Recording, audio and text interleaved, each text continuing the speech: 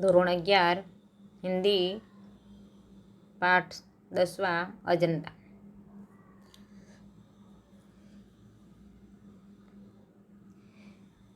ये हाथ में कमल लिए बुद्ध खड़े हैं कि जैसे सभी सलगती पड़ती है।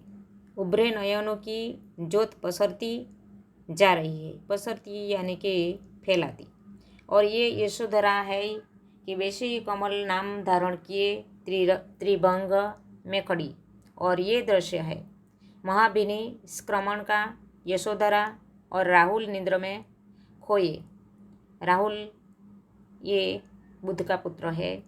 गौतम दृढ़ निश्चय कर धड़कते या को संभलते हैं। और ये नंद है, अपनी पत्नी सुंदरी का भेजा द्वार पर आए बिना भिक्षा के लौटे भाई बुद्ध को लौटाने जो आया था और जिसे भिक्षु बन जाना पड़ा था। बार बार वह भागने को होता है, बार बार पकड़कर संग में लौटा लिया जाता था।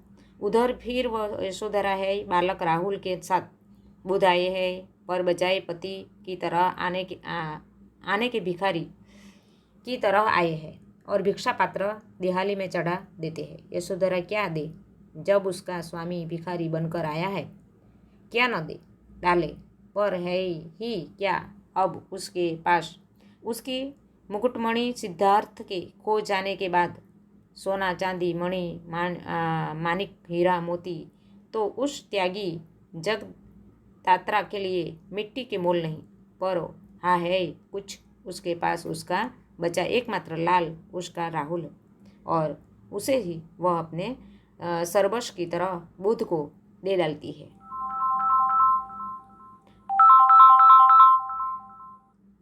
यहाँ पर लेखक अजंता की गुफाओं में चित्रित सभी चित्र बुद्ध के जीवन की भी संबंधित है। इनमें से जन्म से लेकर उसके निर्वाण तक की सभी प्रमुख घटनाओं को चित्रित किया गया है। कि इसके अतिरिक्त बुद्ध के पिछली जन्मों की जातक कहानियां का भी सुंदर चित्रण किया है। इनमें देखा गया है पिछले जन्मों के बुद्ध ने, और उधर वह बंदरों को चित्र है कि कितना सजीव कितना गतिमान है। उधर सरोवर में जल विहार करता वह गजराज कमल दंड तोड़कर हथियों को दे रहा है।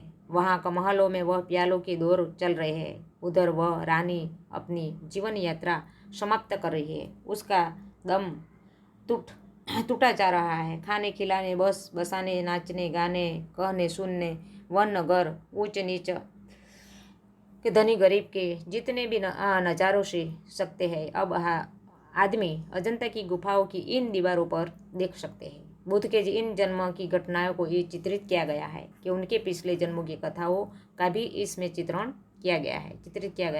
पिछले जन्म की ये कथाएं जातक कहलाती है। उनकी संख्या 555 से है और इनका संग्रह जातक नाम से वो प्रसिद्ध है कि जिनका बौद्धों में बड़ा मान है।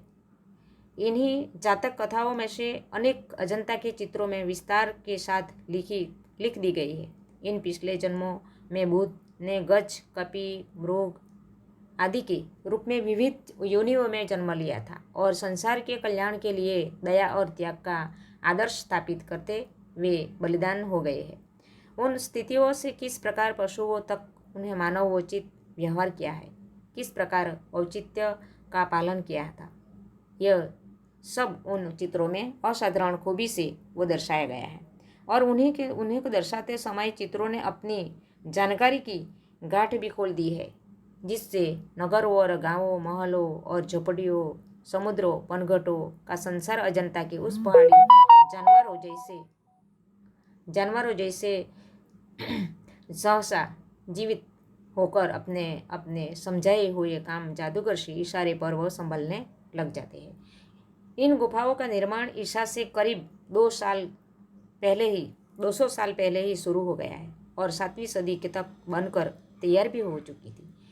एक दो गुफाओं में करीब 2000 साल पुराने चित्र भी सुरक्षित हैं।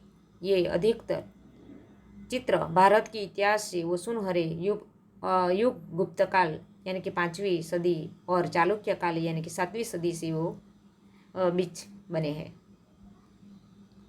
अजंता संसार की चित्राओं में से अपना अद्वितीय स्थान रखता है।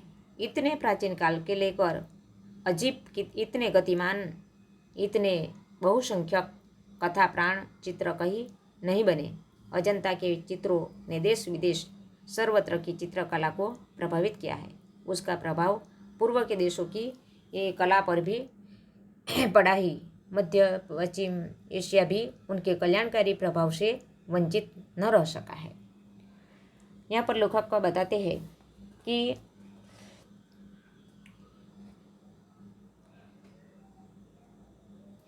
इनमें दिखाया गया है कि पिछले जन्मों में बुद्ध ने गज यानी कि हाथी, कपि यानी कि बंदर तथा मृग यानी कि हिरण के रूप में विविध योनियों में जन्म लिया है। वे संसार के कल्याण के लिए दया और त्याग का आदर्श भी स्थापित करते करते शहीद हो गए थे। इन चित्रों में इन और पिछले जन्मों का बुद्ध का जीवन बहुत विस्तार से चित्रित किया गया है। इन गुफाओं का निर्माण ईसा से लगभग 200 साल पहले शुरू हुआ था। इनके निर्माण में बहुत लंबा समय लगा था। ये 7वीं सदी तक बनकर तैयार हुई थी।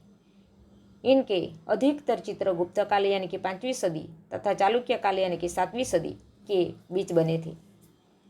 यहाँ पर लेखक बताते हैं कि अजंता की गुफाओं के चित्रों का संसार की चित्रकलाओं में अद्वितीय स्थान है। इतने प्राचीन काल में इतने सजीव, गतिमान और इतनी बड़ी संख्या में कथा प्राण चित्र कहीं नहीं बने। इन चित्रों ने देश विदेश सब की चित्रकला को प्रभावित कर दिया है। મિત્રો, વિદ્યાર્થી મિત્રો, અહીં આપણે પાઠ પૂરો થાય છે। વિકલ્પો એ એસાઇનમેન્ટમાં લખવાના, બીજો પ્રશ્નો છે એ પણ એસાઇનમેન્ટ, ત્રીજો ને ચોથો એ સ્વાધ્યાય।